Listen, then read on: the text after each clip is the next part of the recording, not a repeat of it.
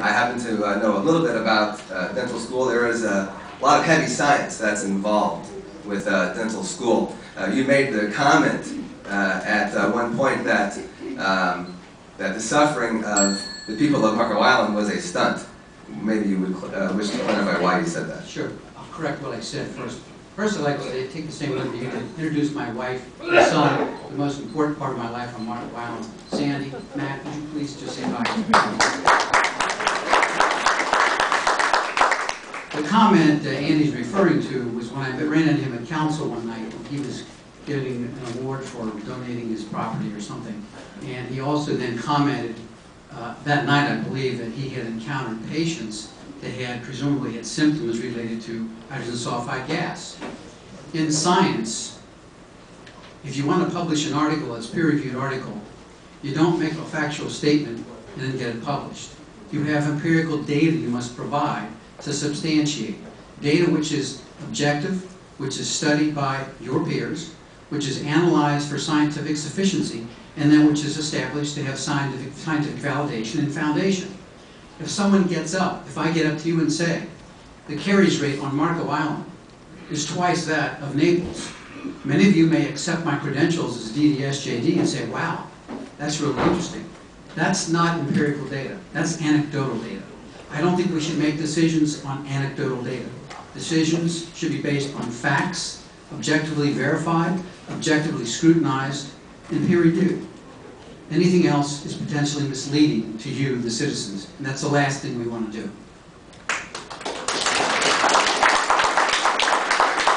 Well, the fact remains that when this study that I did was published to the city council, I did tell them this was informal. This was not a double-blind scientific study. And the council still chose to ignore my findings, which revealed that there was over 1% of the people that responded to me were definitely suffering from something which to this day believes to be hydrogen sulfide gas. But I love the fact that studies are being asked for, because that's the one thing the city never did one good study to prove that we need sewers. So if we're going to ask for studies, well, then let's ask for studies on all the grounds. Thank you very much.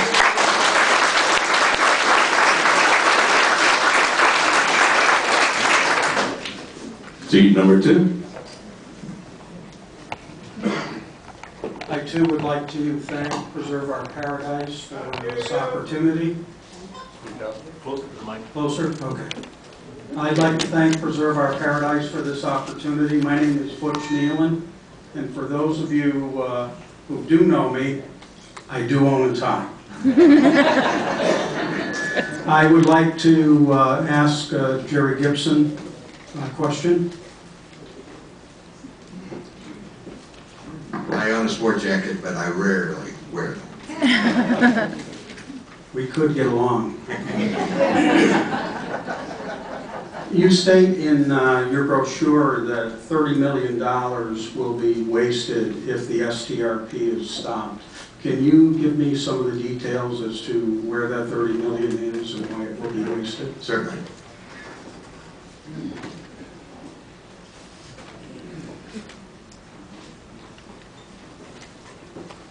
And if I may, I'd like to correct that figure. It's actually $35 million. In my hands, I'm holding a memo that was sent to our interim city manager, Tony Shoemaker.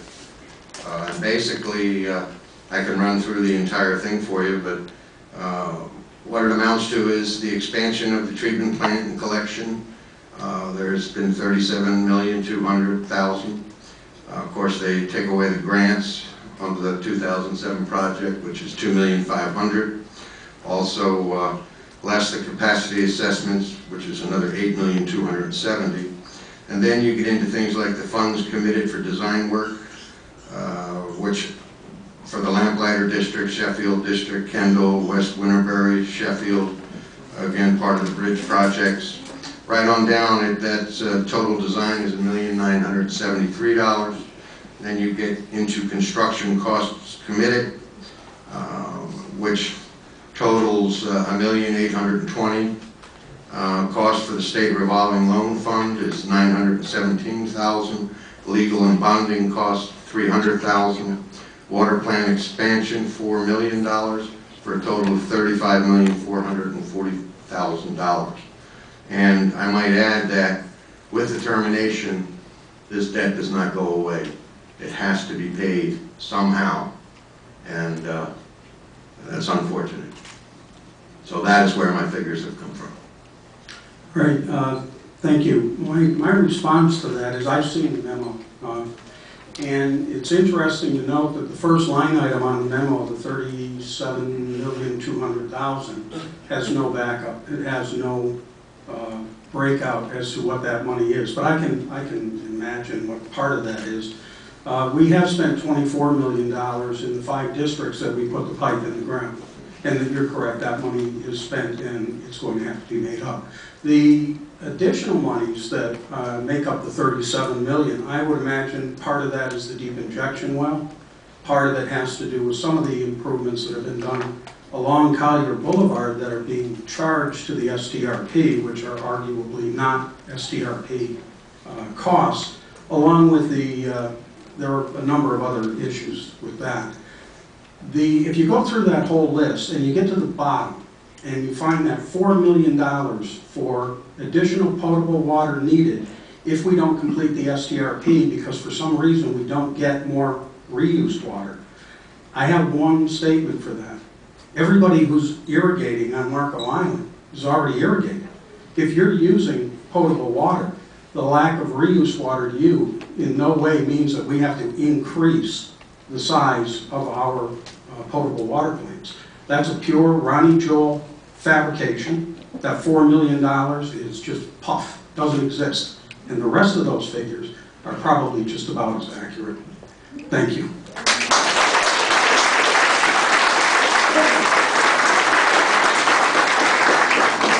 Mr. Waldeck?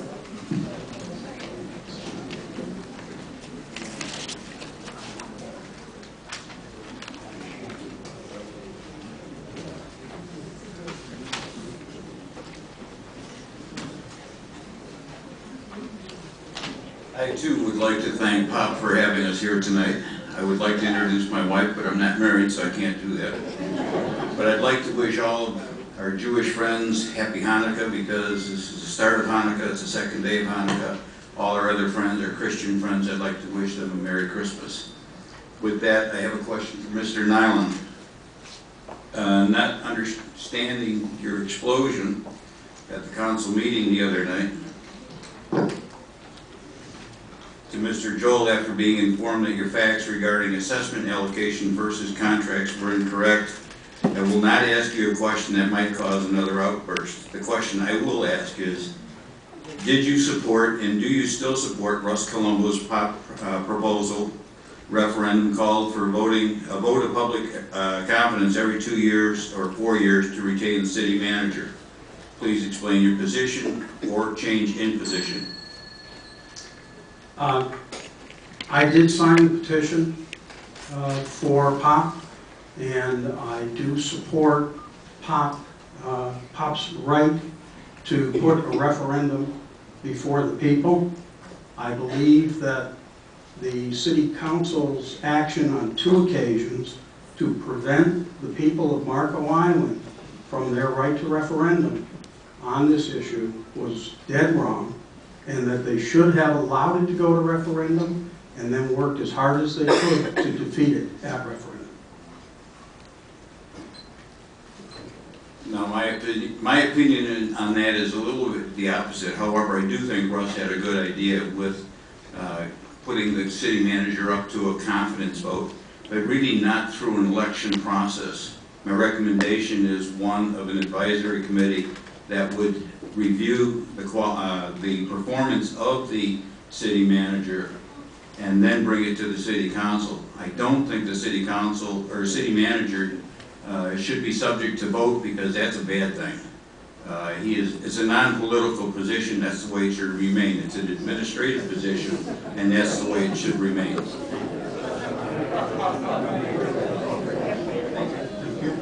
Thank you.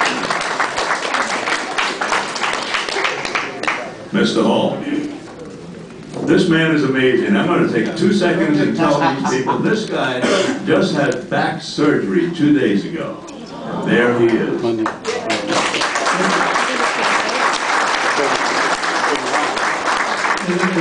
I've been very, very impressed with the medical facilities down here. And it's a tribute to NASA, NASA, neurosurgeons, and Physicians Regional Hospital that I'm here. Because I had a major herniated disc. They operated it on Monday morning. They turned me loose Tuesday afternoon, and here I am. My wife, Linda, is here. Thank you. And I'd like to follow up with Mr. Waldeck.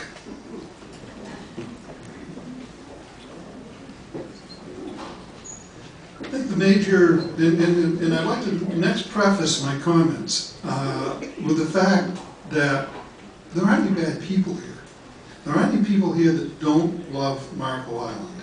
There aren't any people here that aren't doing whatever they can to better our island. And we have different viewpoints, we have different perspectives. But just because we don't disagree, that doesn't make us bad people.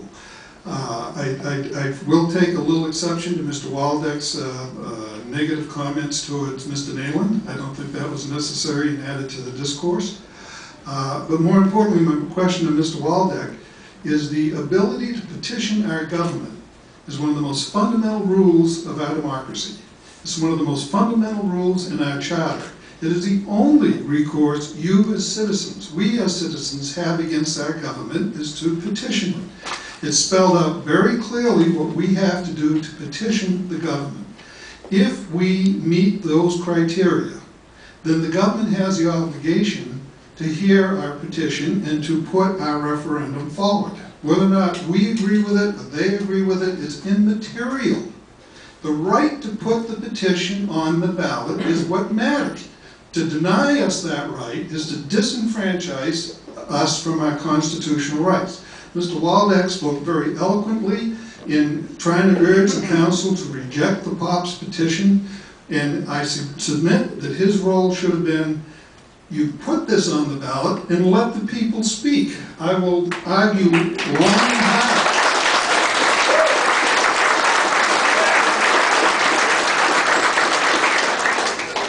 I will argue long and hard against it, but it belongs on the ballot. You put it on the ballot, you let the people speak. Excuse me. My question is, how do you support your position that we didn't have the right to vote on that initiative? Because I disagree with the referendum as it was put, because it calls for a city manager, which is a non-elected position, an administrative position. It's the same as if you were to come into my office and tell me what secretary I could hire. It is strictly an administrative position. The city council, the city manager works for the city council, and that's the way it should be. He is answerable to the city council only. Don't get me wrong. He should be judged by the citizens, and that judgment should be turned over to the city council for any action, but not put to a vote. That's the only disagreement that we have on that issue. My response? No, you'll get a chance as the second round. No, I get a response. Oh, I'm sorry. I thought that was. I'm sorry. You put me asleep. I am so sorry. Trying to trick me up here just because I'm under drugs. And here's the essence of it. Here is the failure to recognize our rights for representative government. If we pass a ballot, if we pass a referendum that contains 1,300 signatures that we want pink flamingos on every street corner, our city council has to put that on a ballot and put it out for vote. We cannot deny the citizens the right of petition. That's in our charter, it's absolute. That is the only right that we have for representative government, is to induce a petition, a referendum on the ballot. It's very clear, 1,300 signatures, automatic, you can put it on the ballot, and then people get to vote. If you don't want flamingos, you vote against it, we don't have flamingos. But to deny us the right to make the decision is very, very wrong, and that's what's wrong with this whole government. The existing structure is structured to tell us to deny us our right to have a role and voice in our government. It dictates to us, it rules us, it doesn't represent us.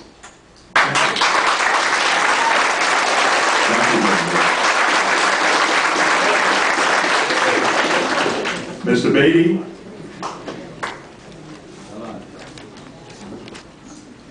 Good evening, everyone. My name is Joe Beatty, and I like to consider myself the people's candidate trying to bring our city back to you.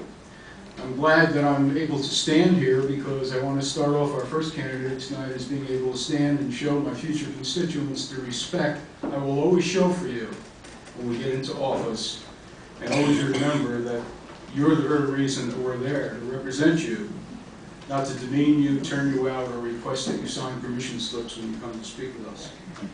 I want to thank Pop very much for inviting me tonight.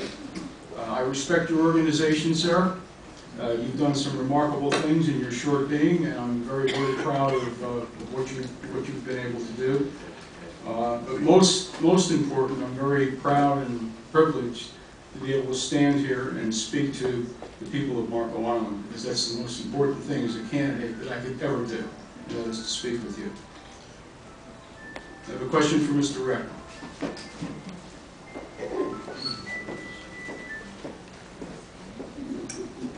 Mr. Recker, I've always felt that individuals who have chosen a life in the public eye would be smart enough not to get hung by their own tongue.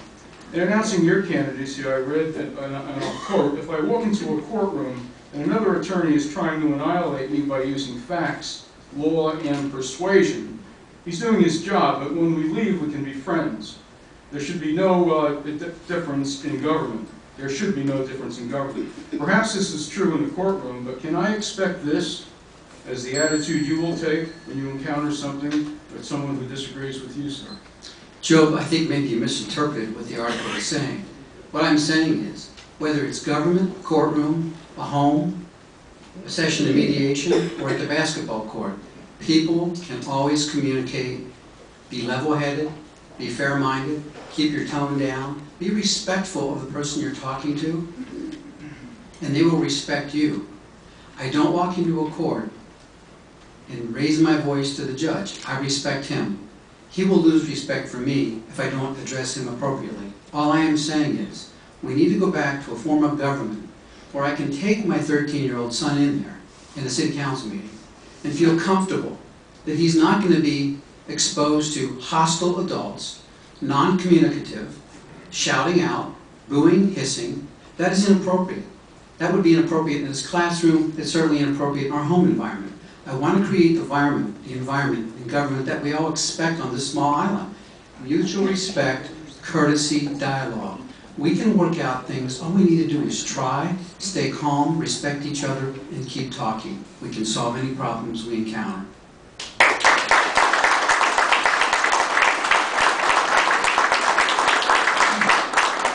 Sir, I don't remember how many council meetings you've been at in the past 2 years. I haven't seen you at many, but I've been at pretty much every one.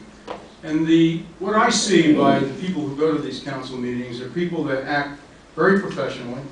At times, certainly, they get very, very, very concerned about some of the things that happens with our council, simply because this is a council, as you probably will know in whatever meetings you went to, this is a council that when you stand there and talk with them, they look the other way and probably don't hear a thing that you say.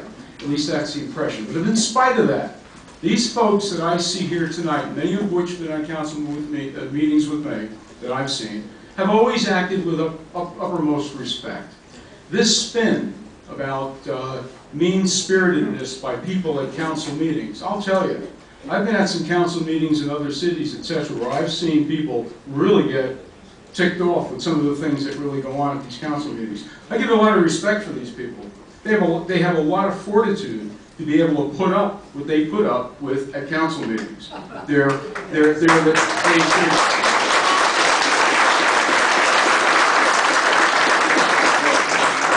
They come out, they pack the rooms in the summer, they've been all out, they're concerned. These people, sir, have lost their government. These people, sir, will get their government back.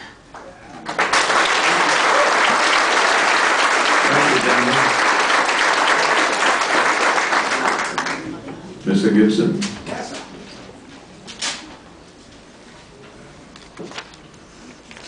I'm not going to go on a long diatribe. I'll just get right to the question. I do want to thank everybody for taking the time to come out this evening.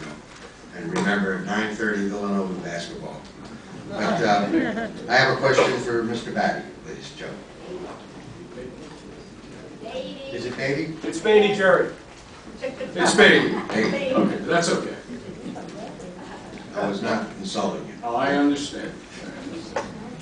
Basically, I just would like to know, what is your opinion of the fiscal responsibility or irresponsibility shown by City Council in regards to the millage rate over the last 10 years? In terms of the millage rate over the past 10 years, I think this council, Jerry, has been totally irresponsible in terms of the budget that they've put up. They have made every attempt to keep our millage rate down, okay? But they have put us in a very, very serious position. And I would allude to the stripping of our emergency reserves that have happened right now, where our emergency reserves are at a critical pace. I would say to you, basically, that this city council is now looking around to do the job that it really needs to do in terms of looking at our dangerous and problematic infrastructure. And they're looking for ways to pay it after they've drained our city budget on an unnecessary utility program that nobody ever sanctioned, nobody ever wants, and is unneeded and is bad science. This is a city that has no fiscal responsibility. This is a city that's fiscally irresponsible and has left us in a very terrible state. I'm very, very concerned about this.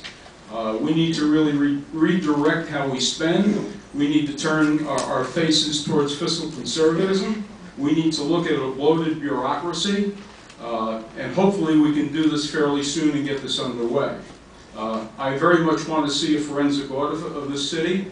I want to know where, I'm more concerned, Jerry, rather than talking to me about technicalities of the millage rate. I'm more concerned about finding out where all our money's gone.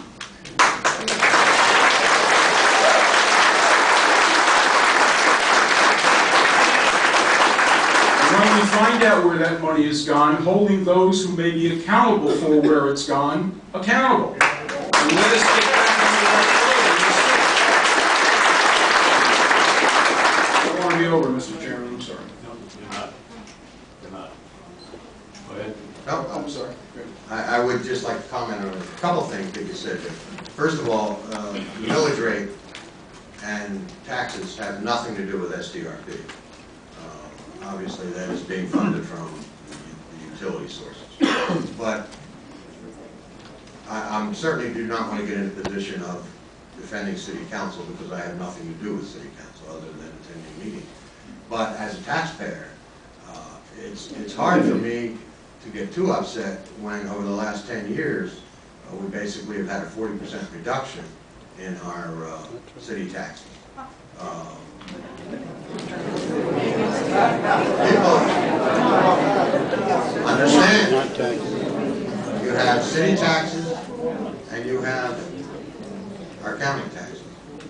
Our millage rate has gone from, what was it? We're down right now in the 08 budget to 1.2. We started our first year at 1.87. Year 2, we went up to over 2. So we have had dramatic decreases.